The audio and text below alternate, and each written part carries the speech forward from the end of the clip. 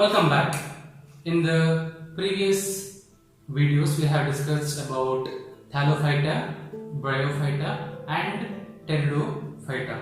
In Thallophyta, that is algae or algae, and Bryophyta, vascular tissues are absent, root, stem and leaves are absent.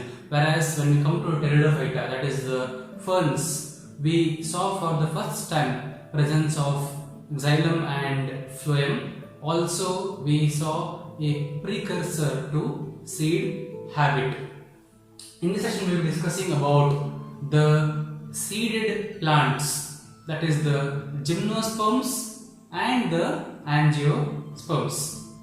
Now if you follow the evolutionary time period, the first plants would be the Thallophyta, which were followed by the Bryophyta. Then comes the Pteridophyta. Then Gymnosperms took over the terrestrial habitat around 350 to 400 million years ago. They are thought to have dominated the earth during the Paleozoic era as per fossil records. In fact, some of the Gymnosperms are so resistant, so strong that during the Hiroshima bombings on Japan, around the blast radius 1 to 2 miles, very close to the blast radius, everything was destroyed except for 6 ginkgo plants. These ginkgo trees were the only ones that survived the nuclear blast. Rest all things were dead. So these are very resistant to pollution and other factors. Having said that, let us discuss about the Gymnosperms. The word sperm here refers to seeds. So they produce seeds, whereas in Pteridophyta it is only spores. Seeds are not present. So these are the first land plants to produce seeds. But gymnos meaning naked. These seeds are not present or are not covered by a ovary like we see in the Angiosperms. So one of the identifying feature of Gymnosperms is that flowers are absent, fruits are absent, the seeds are naked, they are not covered by a ovary.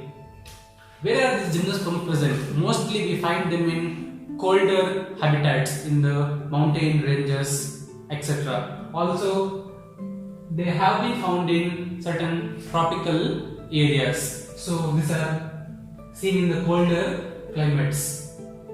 The Gymnosperms are mostly trees. This could be medium-sized trees or tall trees. The tallest tree that is known to mankind, that is the redwood trees. That is scientific name is, they belong to the genus Sequoia. So the Sequoia trees, or the common name is redwood trees, they are found to grow to a height of as tall as 90 meters to 116 meters. In fact, the tallest tree is the California redwood, which has a height of 115.7 meter, which is the tallest tree recorded till now. They are woody, so these are of great economic importance. For example, pine wood, cedar wood, etc. are very important for furniture making, and also they produce certain valuable essential oils. The stem could be either branched or unbranched. For example, unbranched single stem can be seen in the case of cycas, whereas in the case of pine trees, what we call them, these have a branched stem. And the main plant body what we are seeing is the sporophyte. So in Gymnosperms, sporophyte is the dominant plant body. It is the dominant phase. So we are observing what is the sporophyte. One of the important differences between gymnosperm and angiosperm is that the xylem and phloem. Xylem does not contain vessels and the phloem companion cells are absent in gymnosperms, which is similar to the pteridophyte. Even in pteridophytes, vessels and companion cells are absent. Exceptional case is netum. So there is a plant called as netum belonging to the genus Netum. They have vessels and companion cells. So it's exceptional cases. The plants are highly adapted to cold climates or xerophytic conditions. They can grow in the absence of water also. So certain adaptations are they have long needle-like leaves, unlike the plants that you see which have broad leaves. So needle-like leaves, the outermost covering, they have a waxy covering called as cuticle, and they have sunken stomata. Stomata is deep within the epidermis, very below the epidermis. This features will prevent water loss, allowing them to adapt to the xerophytic habit. Now, the gymnosperms are all heterosporous, that is, they produce two different types of spores, microspores and megaspores. Whereas in pteridophytes, we saw that most of them are homosporous, they produce only one type of spores other than the Salvinia and Selaginella. So here all the plants are heterosporous. The question is whether both these spore bearing bodies are they present on the same plant or are they present on two different plants. For example, in Cycas we see a dioecious condition, that is, there is a separate male tree which produces the male sex organs and there is a separate female tree which produces the female sex organs. So this is dioecious condition, two separate plants. Whereas in Pinus, both the male as well as the female sex organs are present on the same tree, that is monoecious condition, mono, one. So the male and female sex organs are present on small branch-like structures called as sporophylls.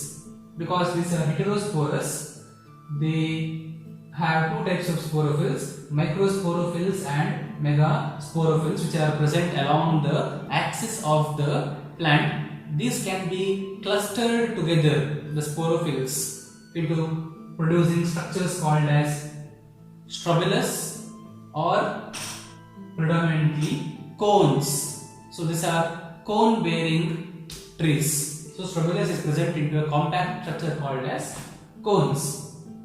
There could be separate male cone and there is a separate female cone, either on the same tree or on two different trees, like we already discussed. The microsporophyll, it produces the microsporangia, which is responsible for production of the male gametophyte.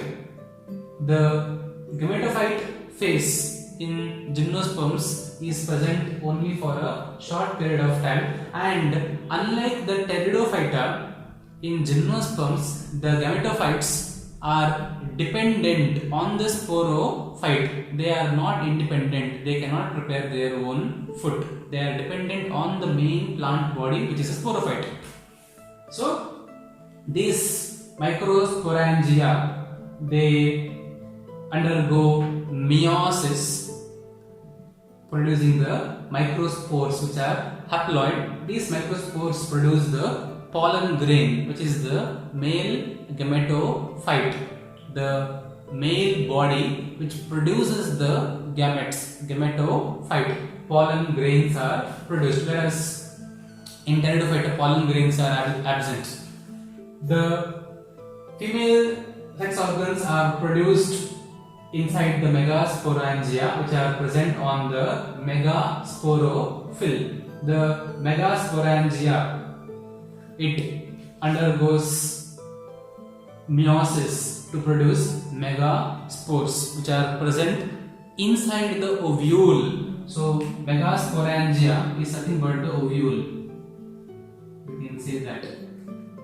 So inside one of the specialized cells present in the nucellus, one cell becomes the megaspore mother cell, undergoes meiosis, producing 4 spores.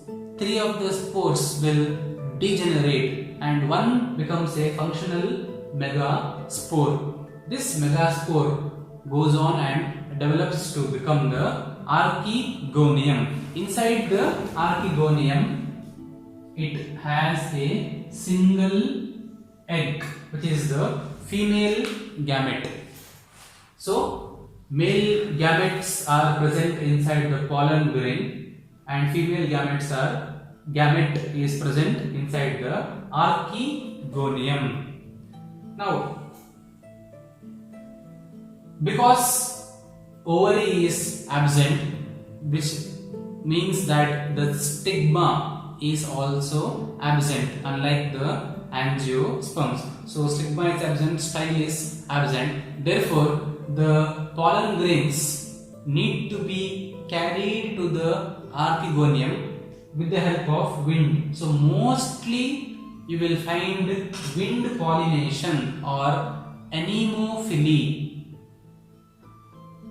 Very rarely certain birds or insects may help in pollinating the plant. These pollen grains directly enter the ovule through the micropyle. Now we are discussing the reproductive cycle of the Gymnosperms. So the main plant body is a Sporophyte. It produces the male cone and the female cone. The male cone contains microsporangia, which undergoes meiosis to produce pollen grains, which is the male gametophyte, which contains the male gametes. There are 2 male gametes, one of them degenerates, therefore only one male gamete will take part in the event of fertilization. Very important point.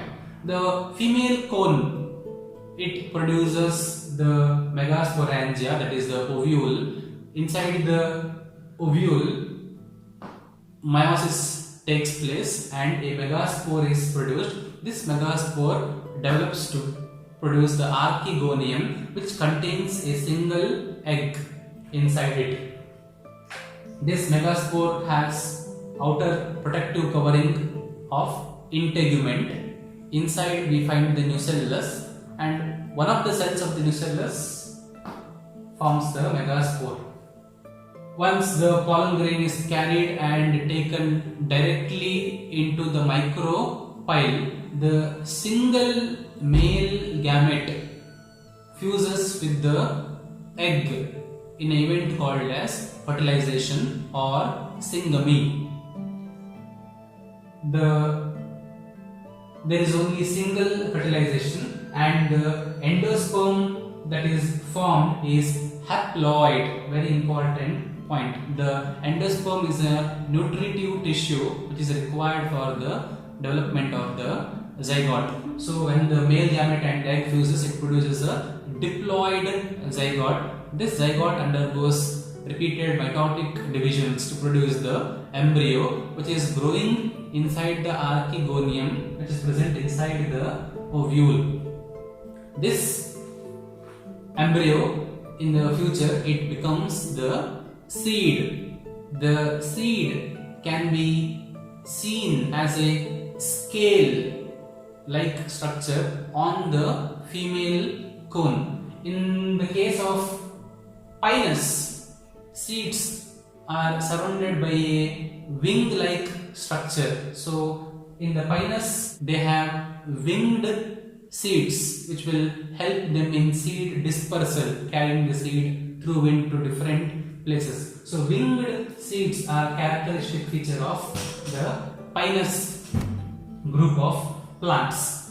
So endosperm is haploid and there is a single fertilization event. It is very important. The seed is naked, it is not covered by either ovary or the fruit. Seeds are protected by the seed coat, which is formed from the outermost integument layer.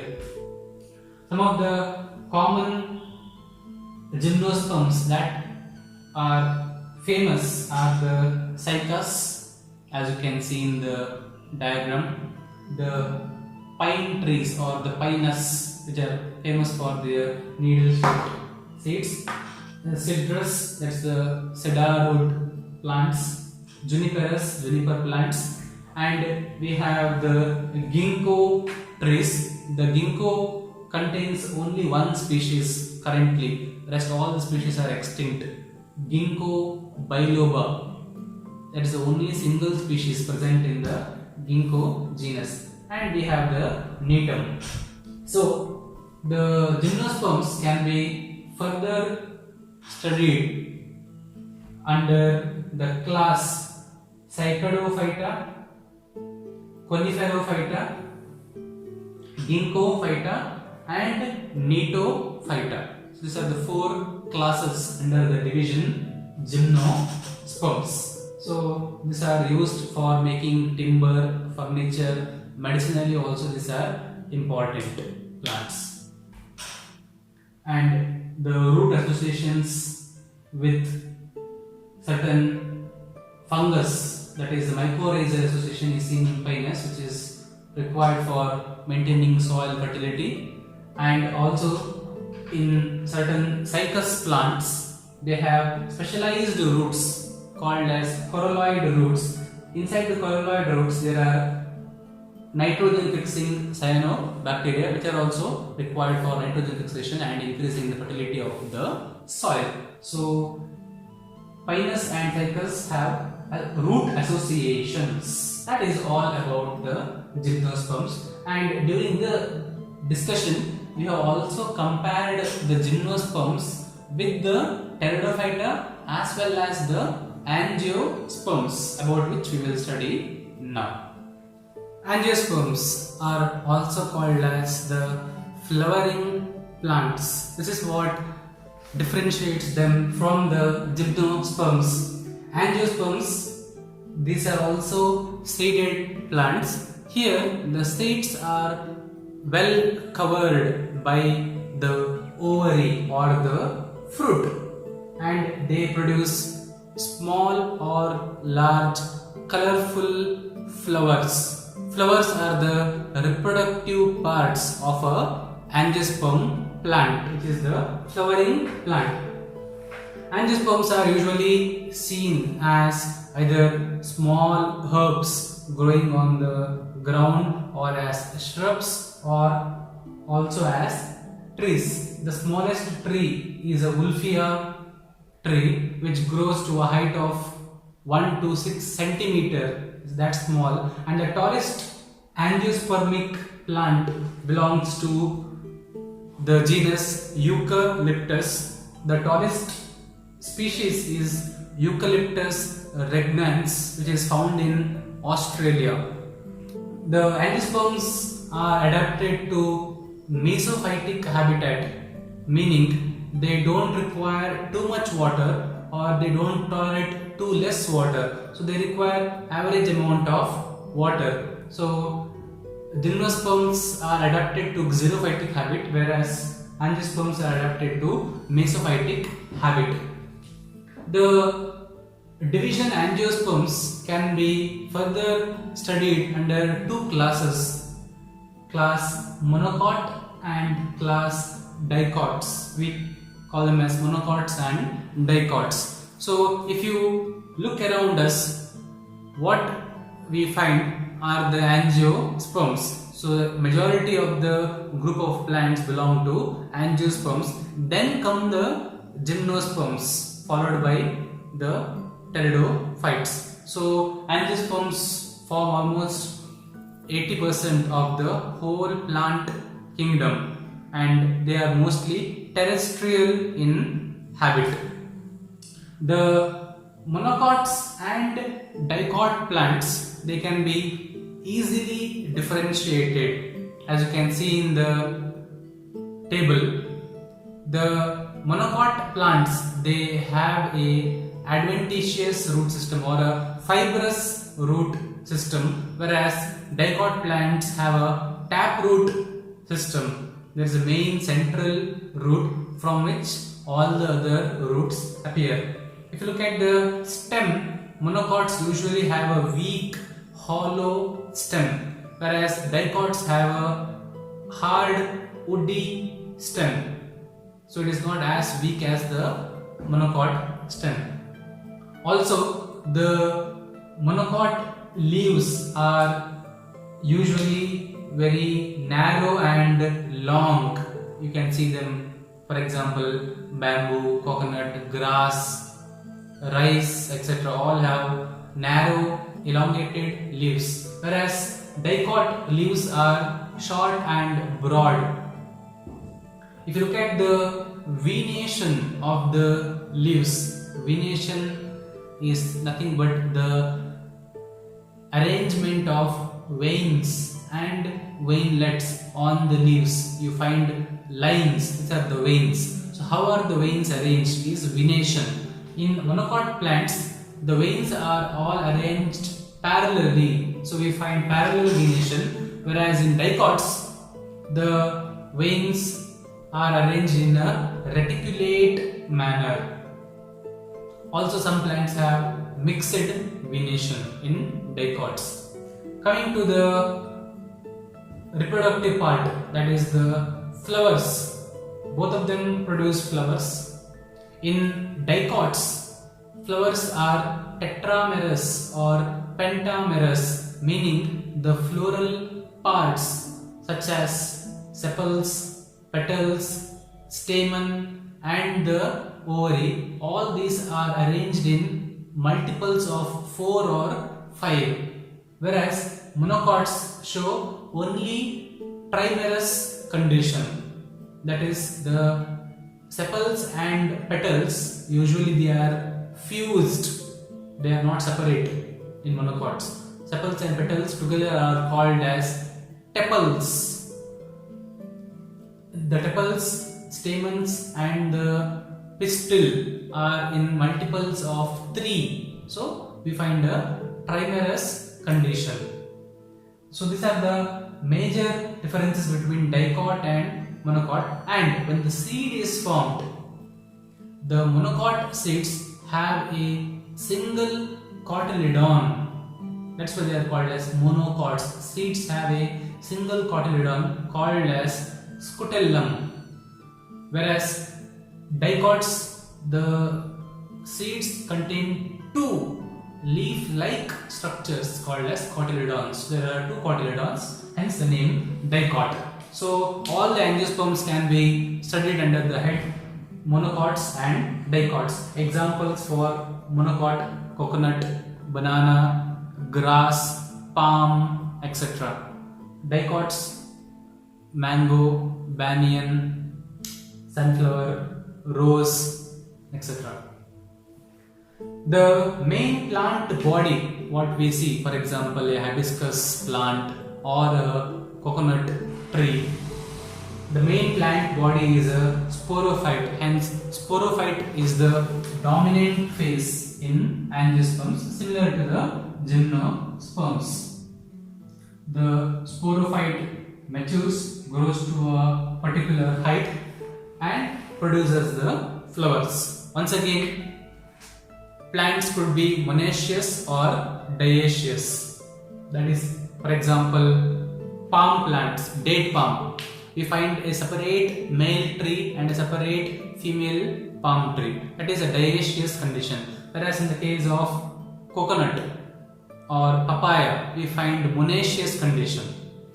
Flowers again could be unisexual or bisexual. Unisexual flowers, example papaya. There is a separate male flower, separate female flower, but both are present on the same plant.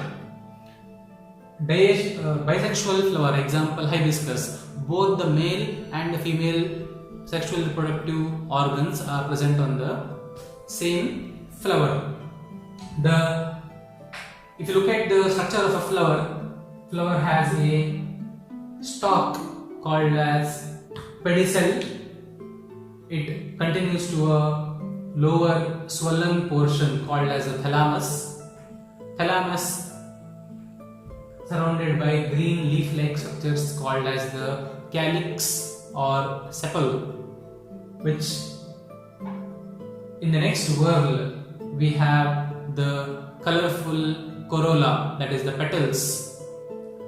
The inner whorl contains the male reproductive organ, that is the androecium, which is represented by the stamens.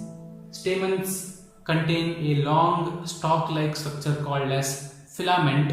On top of the filament we find the anthers. The anthers undergo meiosis and produce haploid male gametophyte called as pollen grain. Pollen grain contains two male nucleus or two male gametes. Both of them are functional. In Gymnosperms only one male gamete was functional. The female reproductive structures are represented by the gynoecium or the pistil. Pistil contains the upper top portion called as the stigma, which is the landing platform for the pollen grains. Pollen grains will land on the stigma, whereas in Gymnosperms, pollen grains will directly enter the ovule through the micropyle opening. Here they land on the stigma and pollen grain will germinate to produce the pollen tube. Stigma continues into a long narrow tube-like structure called as the style. The style then at the basal portion contains the swollen ovary. The ovary, inside which it bears the megasporangium or the ovule. Inside the ovule there is the nucellus, which is a nutritive tissue. One of the cells of the nucellus, it undergoes meiosis and forms 4 megaspores. 3 of the megaspores degenerate and there is one functional megaspore left. This megaspore undergoes development and differentiation and this forms the embryo sac. So we have the ovary, inside which we have the ovule. Inside the ovule we have the embryo sac. A fully mature embryo sac, it contains 8 nucleus and 7 cells. 3 cells at the micropyle end called as the egg apparatus. The egg apparatus, as the name says, it contains a central cell, that is the egg. It is surrounded by the 2 synergids present near the micropyle opening. At the center we have 2 polar nuclei present in a central cell, and opposite to the micropyle end we have the chalazal end. At the chalazal end we have 3 antipodal cells. So total there are 3 antipodal cell, 1 central cell and 1 egg, 2 synergids, 7 cells, 8 nucleus, because in central cell there are 2 polar nuclei. That is the structure of the embryo sac. The angiosperms pollen grains are carried with the help of wind, water, insects, animals, etc. The pollen grain lands on the stigma.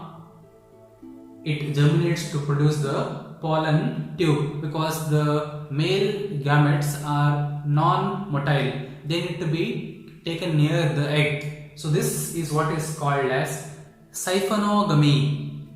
Siphon means a tube-like structure. So pollen tube formation is seen, which carries the male gametes. The pollen tube enters the ovule through the micropyle opening. The pollen tip will burst open. It will release the two male gamete or the two male nucleus inside the embryo sac. One male nucleus, it fuses with the female gamete, that is the egg. This is what is called as syngamy or fertilization. So syngamy is the fusion of the male nucleus with the egg. The second male nucleus will fuse with the polar nuclei. So this is what is called as triple fusion. Triple. There are three nucleus which are fusing. One male gamete and the two polar nuclei. The syngamy will result in the formation of the diploid zygote, whereas the triple fusion will result in the formation of endosperm. In gymnosperms, double fertilization is absent because there are two fusion events occurring simultaneously inside the embryo sac. We call it as double fertilization, whereas in gymnosperms there is only single fertilization. Also in gymnosperms, endosperm is formed before fertilization, which is haploid in nature, whereas in angiosperms the endosperm formation takes place after fertilization and it is triploid in nature. The zygote then undergoes repeated division to form the embryo. This embryo will become the future plant, whereas the nutrition required for the development of the embryo is provided by the endosperm tissue. Once fertilization is done, the sepals, petals, stigma, style all will fall off and wither. Even the stamens will wither away because they are no longer required. The ovary will become the fruit and the ovule will form the seed. Seed has two outer covering made up of the integument, that is the seed coat. Inside the seed we have the embryo, which is the future plant. The seeds can have either one cotyledon on germination or two cotyledon. Angiosperms are present dominating the entire terrestrial habitat because they have variety of seed dispersal mechanisms. Seeds are carried from one place to far away places with the help of wind, water, animals, birds, insects, etc. So these seeds will go to a new habitat, they will fall there, they will germinate. Because seeds contain endosperm tissue, so food required for the development of the embryo is present within the seed. So they will colonize newer habitats and start a new population over there. So that is the advantage of seeds for the angiosperms. Economically, angiosperms are very important. All the food, medicine, furniture that we obtain from the plant kingdom are mostly from the angiosperms. Not only that, due to the presence of colorful flowers which may also contain medicinal properties, these are very famous, popular in the ornamental industry. That is about the angiosperms, which are the flowering plants. Next, we will discuss about the last topic in this lesson, that is the alternation of generations.